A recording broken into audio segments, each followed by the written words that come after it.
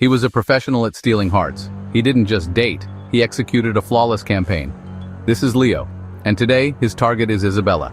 I'm not usually one to interrupt someone when they're reading, but I have a feeling the best chapter of my day just started right here. He was perfect. A great talker, smooth in every way possible.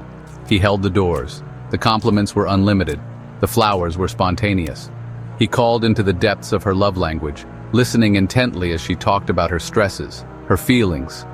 He was, by all accounts, the perfect man, and Isabella, a smart, successful woman, was completely all in. A month passed in a blur of perfect moments. They hit all the bases, and then he was gone. But why? What happened? I felt it. He loved me. Or at least he really, really liked me.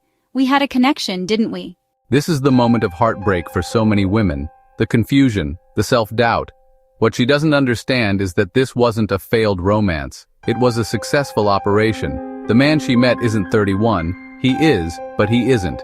He was 14 when he began his training, facing thousands of rejections, putting in his 10,000 hours of practice to perfect his craft.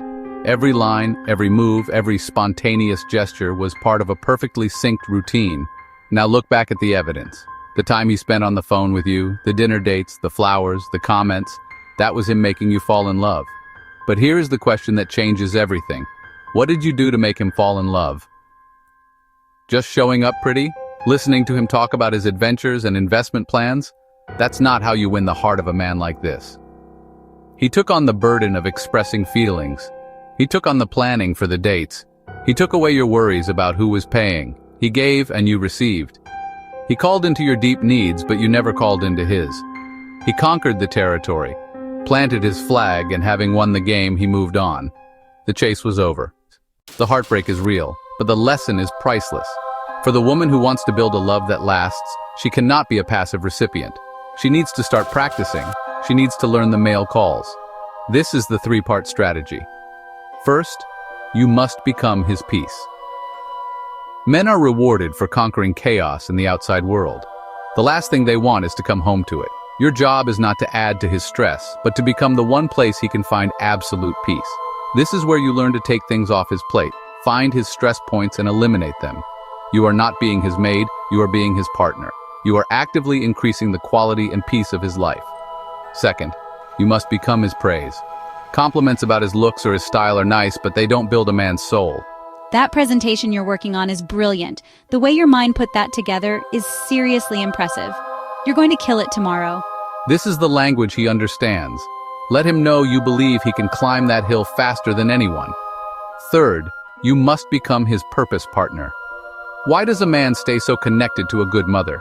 Because she was the first person who nurtured his body with food and his spirit with belief.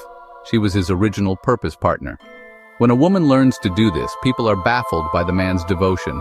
They ask that age-old question, did she feed you some kind of poison? The answer is yes. It's the poison of peace, praise, and partnership. It makes him feel like he can't do life without you, not because he's weak, but because with you he is infinitely stronger. Isabella took her lesson and applied it. We see her with Daniel. She's not just receiving flowers. We see her dropping off his dry cleaning when he has a busy week. We see her preparing healthy meals for them both on a Sunday. We see her listening to his business idea and then, instead of just listening, she sends him an article that could help. We see her praising his hard work when he comes home, exhausted but successful. I don't know how I ever did this without you. And that is the difference. The professional Leo said, I had a great time. The partner Daniel said, I can't do life without you. The grand gestures, the dinner dates, and the phone calls are what makes a man want to see you again.